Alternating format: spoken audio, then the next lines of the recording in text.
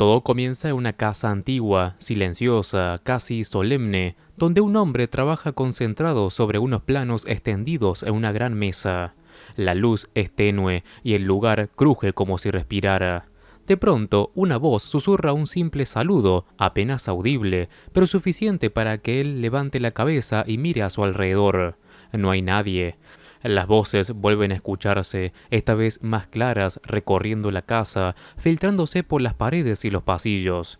A través de las puertas dobles del fondo se ven destellos de luz que se encienden y apagan. Las puertas se abren solas con violencia. La luz detrás de ellas se intensifica hasta volverse cegadora y sus ojos se abren de par en par, dominados por el miedo, justo antes de que todo quede en silencio.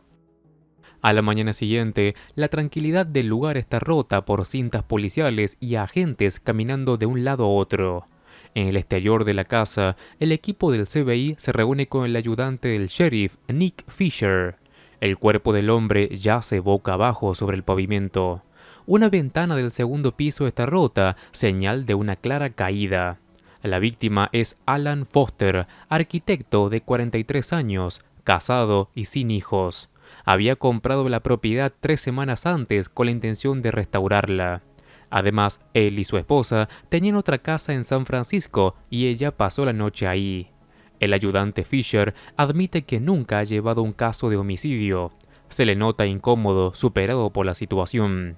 Mientras Teresa Lisbon examina el cuerpo, Patrick Jane observa al ayudante con su habitual mirada penetrante y comienza a provocarlo con insinuaciones, acusándolo indirectamente de celos y de haber matado a Foster. Fisher pierde la paciencia y pregunta cuál es el problema de Jane. Lisbon responde que explicarlo tomaría demasiado tiempo. Jane nota algo en la mano derecha del cuerpo. Cuando intenta tocarla, Lisbon lo detiene recordándole que use guantes. Ella misma extrae el objeto. Es un botón de latón con la letra B grabada. En ese instante, Jane percibe un leve cambio en el rostro de Fisher, un microgesto involuntario, una contracción que delata reconocimiento. Le pregunta si la letra significa algo para él. Fisher dice que no, pero su incomodidad es evidente. Dentro de la casa, la atmósfera es aún más inquietante. Jane confronta al ayudante con calma, explicándole que cuando vio el botón sus pupilas se dilataron y perdió color en el rostro. Fisher termina admitiendo que podría referirse a Beckworth, el propietario original de la mansión, quien la construyó y murió hace más de 80 años. Según la leyenda local, el fantasma de Walter Beckworth aún ronda por el lugar. Kimball Cho entra con una nueva información. La compañía de alarmas confirmó que nadie entró ni salió desde que Foster activó el sistema a las 6 de la tarde hasta que el ayudante lo desactivó al llegar. Oficialmente nadie más estuvo ahí. Rigsby y Van Pelt llegan poco después. Van Pelt comenta sobre su trabajo voluntario en un comedor comunitario mientras caminan hacia la casa. Rigsby parece distraído, inquieto por un hombre que frecuenta el refugio. Cho interpreta mal su preocupación y le sugiere con su habitual frialdad que necesita terapia. Mientras tanto, Lisbon y Cho visitan a la viuda, Lillian Foster. Ella revela que una mujer llamada Victoria Abner, conocida como Tori, estaba furiosa por la venta de la mansión. Tori había sido propietaria del lugar y acusó a los Foster de arrebatárselo injustamente. Según Lillian, una semana después del cierre de la venta, Tori estalló en ira y los acusó de haberla engañado. Jane interrumpe la conversación con información inquietante.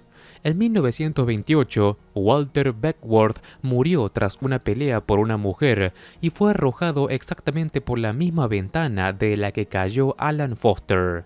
La coincidencia es demasiado perfecta. Cuando Jane habla con Lillian en privado, ella admite que su esposo había mencionado ruidos extraños durante la noche, lamentos y objetos que aparecían movidos. Aunque la inquietaba, Foster estaba acostumbrado a casas antiguas y no le dio demasiada importancia. Cho informa luego a Lisbon que una vecina tuvo una orden de restricción contra Tori 3 años antes por una disputa absurda relacionada con un perro. Lisbon le ordena interrogarla sobre la venta de la mansión y le prohíbe hablar de fantasmas. A espalda de Lisbon, Jane insiste en que pregunte por el supuesto espíritu de Beckworth, convencido de que las supersticiones esconden algo más tangible. Mientras tanto, Van Pelt y Rigsby revisan la casa en búsqueda de señales de entrada forzada. No encuentran marcas en la puerta principal ni indicios claros de intrusión. Sin embargo, al rodear la propiedad, descubren un candado abierto en un área de almacenamiento. Dentro faltan herramientas y suministros, y en el suelo encuentran una colilla de cigarrillo. El hallazgo cambia la dirección de la investigación. La leyenda del fantasma empieza a tomar forma en el pueblo. Beckworth, según cuentan, practicaba espiritismo y organizaba sesiones donde supuestamente invocaba a los muertos. Pero Jane, escéptico por naturaleza, empieza a sospechar que el misterio tiene una explicación mucho más terrenal. Y mientras la teoría del fantasma gana fuerza entre algunos, Jane sonríe con la seguridad de quien sabe que detrás de cada historia sobrenatural siempre hay un truco perfectamente diseñado. Mientras la investigación avanza, Patrick Jane se aparta del equipo y entra a una pequeña librería del pueblo especializada en historia local. Ahí conoce a Philip Raimi, el dueño, un hombre culto, reservado y aparentemente inofensivo. Jane busca información sobre Walter Beckworth y todo lo que esté relacionado con la mansión. Raimi se muestra encantado de ayudar y comienza a hablar del pasado del lugar con entusiasmo casi académico.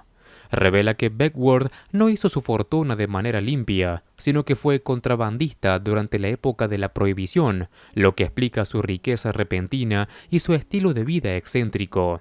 También menciona su obsesión con el espiritismo y las sesiones para impresionar a sus invitados. Jane escucha con atención mientras bebe té de miel de trébol. Observa cada gesto de Raimi, cada pausa, cada mirada esquiva. Le pregunta si conoció a Alan Foster. Raimi asegura que solo lo vio una o dos veces y que no prestó demasiada atención. Pero Jane detecta algo, percibe una falsedad sutil en su tono y en su postura, algo que guarda para más adelante. En paralelo, Cho visita a Tori Abner en su casa. Ella insiste en que Alan Foster le robó la mansión mediante engaños. Afirma que Foster prometió preservar la propiedad cuando en realidad planeaba desmantelarla por completo. Durante la conversación aparece Drew Abner, su sobrino, elegantemente vestido. Tori lo presenta como abogado, aunque más tarde se sabrá que en realidad solo es asistente legal. Ambos afirman que estuvieron juntos en la casa de Tori la noche del asesinato. Tori, profundamente convencida de sus creencias espirituales, analiza el aura de Cho con absoluta seriedad, describiéndola como roja intensa, firme y realista.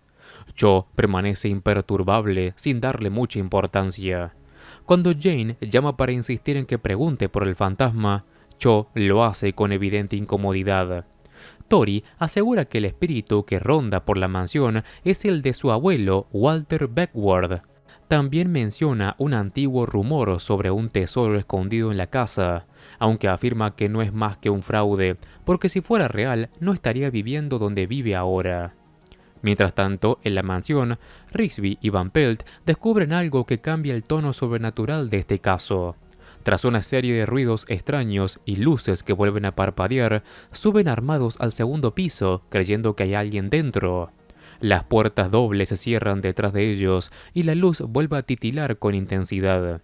Escuchan voces que parecen surgir de la nada. El ambiente es inquietante, casi cinematográfico.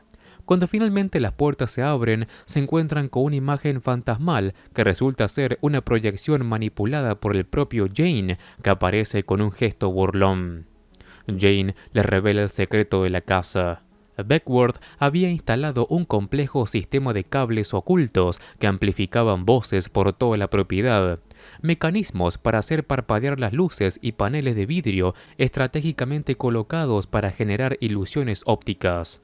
Todo estaba diseñado para impresionar y asustar a sus invitados durante las sesiones espiritistas. Incluso descubre un pasadizo secreto que conecta distintas partes de la mansión, permitiendo entrar y salir sin ser visto. Los tres descienden por las escaleras ocultas que los llevan hasta una bodega y luego a un corredor oscuro.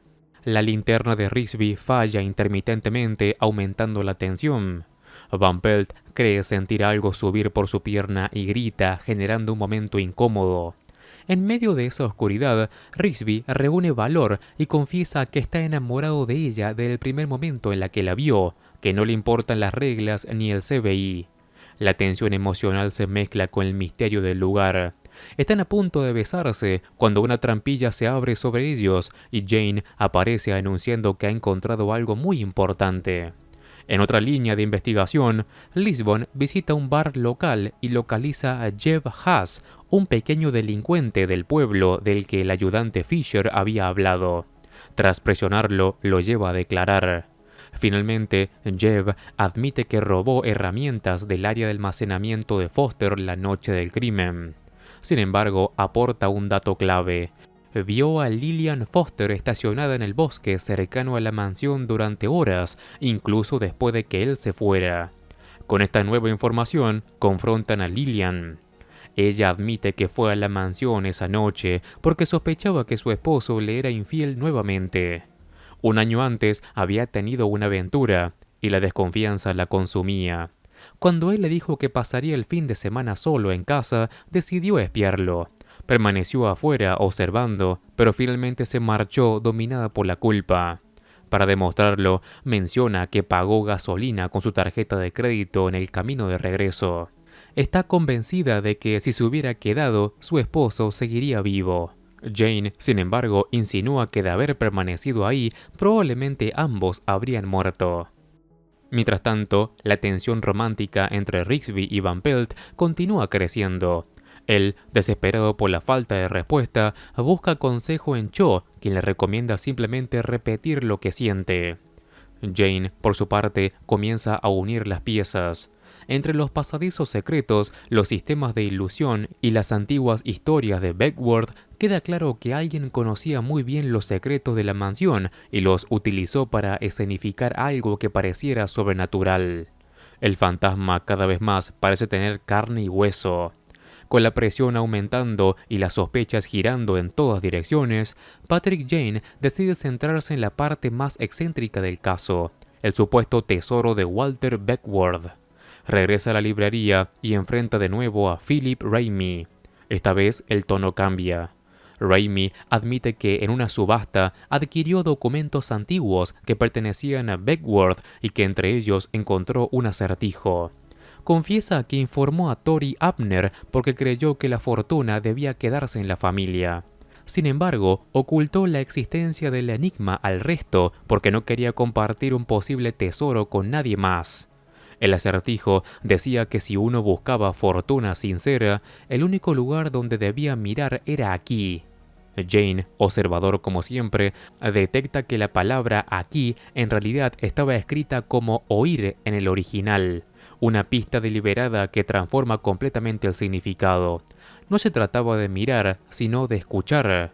Con esa revelación reúne a todos en la mansión. El ambiente es tenso, cargado de expectativa.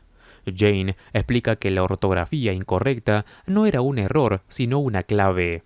Les pide que digan la primera palabra que les venga a la mente cuando escuchen el término oír. Mientras cada uno aporta ideas dispersas, Jane se dirige hacia el piano cubierto con una tela. Hace que Cho lo descubra y comienza a tocar algunas notas. Luego se arrodilla y golpea suavemente la base del instrumento hasta encontrar una resonancia distinta. Retira un panel oculto y extrae una caja cuidadosamente escondida durante décadas. Todos contienen la respiración. Jane la abre y parece vacía, lo que genera frustración inmediata. Pero él sonríe y retira una segunda tapa interior. Adentro hay otro acertijo que sugiere que para encontrar la fortuna y las riquezas no se necesita ayuda, solo mirar en uno mismo. Lisbon pierde la paciencia y cree que todo es una broma macabra de Beckworth. Ordena desalojar la casa, activar la alarma y montar vigilancia por turnos. Sin embargo, la historia aún no termina. Durante el primer turno de vigilancia, Rigsby y Van Pelt patrullan los alrededores. La tensión sentimental entre ellos sigue latente. Él intenta retomar su confesión, pero ella insiste en que no es el momento adecuado. Deciden turnarse para caminar por el perímetro. Sin que lo noten, una figura los observa desde la oscuridad y se desliza hacia la parte trasera de la mansión utilizando uno de los accesos secretos descubiertos anteriormente. Esa figura resulta ser Drew Abner. Dentro de la casa, Drew repite mentalmente el acertijo mientras examina espejos y paredes. Convencido de que el tesoro está oculto detrás de un espejo antiguo, toma una silla y lo rompe, pero no encuentra nada. En ese instante, las luces se encienden. Lisbon y Jane aparecen y lo sorprenden en pleno acto. Drew admite que durante años escuchó historias familiares sobre la fortuna de los Beckworth y que cuando supo del acertijo, creyó que finalmente le tocaba reclamar su parte. La muerte de Alan Foster se esclarece. Él conocía perfectamente los mecanismos secretos de la casa gracias a sus investigaciones históricas. Utilizó el sistema de voces, luces y pasadizos para aterrorizar a Foster y hacerlo caer por la ventana, recreando deliberadamente la muerte original de Beckworth para alimentar la leyenda del fantasma. Su motivación era doble: proteger el secreto del tesoro y manipular la superstición para que nadie sospechara de un crimen planificado. Lisbon lo esposa, mientras Jane revela que el segundo acertijo fue plantado por él como una trampa. La caja sí contenía algo valioso, una pequeña llave que Jane se guarda sin revelar de inmediato su propósito. De vuelta en el CBI, el caso queda oficialmente cerrado respecto al homicidio. Mientras tanto, Lillian Foster enfrenta el duelo. En un momento íntimo en la cocina del CBI se acerca a Jane. Le confiesa que investigó sobre él y sabe lo que le ocurrió a su familia. Le pregunta si los muertos pueden seguir lo que los vivos sienten por ellos. Jane, con una serenidad triste, le responde que no. No alimenta falsas esperanzas porque sabe lo destructivo que puede ser aferrarse a ilusiones. Más tarde, el equipo se reúne en la oficina con cajas de pizza abiertas sobre los escritorios. El ambiente se distiende después de días de tensión. Jane regresa con una botella especial para acompañar la comida. Sirve vino en vaso de plástico mientras todos conversan. Cho pregunta finalmente para qué era la llave encontrada en la caja. Jane responde que Beckworth coleccionó durante años una sola cosa, algo que hoy vale decenas de millones de dólares. En ese momento todos miran dentro de sus vasos. El vino que están bebiendo proviene de una colección privada de botellas antiguas escondidas en la mansión durante décadas. La verdadera fortuna no estaba en oro ni en joyas, sino en un tesoro líquido que había permanecido intacto bajo la casa. Jane, fiel a su estilo, decidió compartirla en lugar de guardarla. En paralelo, mientras la noche cae sobre Sacramento, Rigsby y Van Pelt finalmente resuelven su tensión emocional. Después de varios intentos fallidos y silencios incómodos, ella lo toma del brazo, lo arrastra hasta una oficina vacía y lo besa con decisión. Le pide que espere unos minutos antes de salir para evitar sospechas. La relación que durante tanto tiempo intentaron contener finalmente ha comenzado. La mansión Beckworth queda en silencio otra vez, despojada de fantasmas. Lo que parecía una historia sobrenatural resultó ser una combinación de codicia, obsesión y conocimiento técnico. Jane demuestra una vez más que detrás de cada espíritu hay un truco, y detrás de cada truco un ser humano con algo que ocultar. Y así, entre vino añejo y confesiones y un misterio resuelto, el equipo del CBI cierra otro caso donde lo paranormal solo fue una ilusión cuidadosamente diseñada. Antes de terminar, te cuento que si te gusta El Mentalista, en el canal estamos siguiendo los capítulos uno por uno, así que te invito a que entres y encuentres toda la lista de reproducción completa y ordenada. Como siempre, me ayudas muchísimo al dejar un like y si querés, suscríbete así no te perdés nada de mi contenido. Un saludo, Master Movies.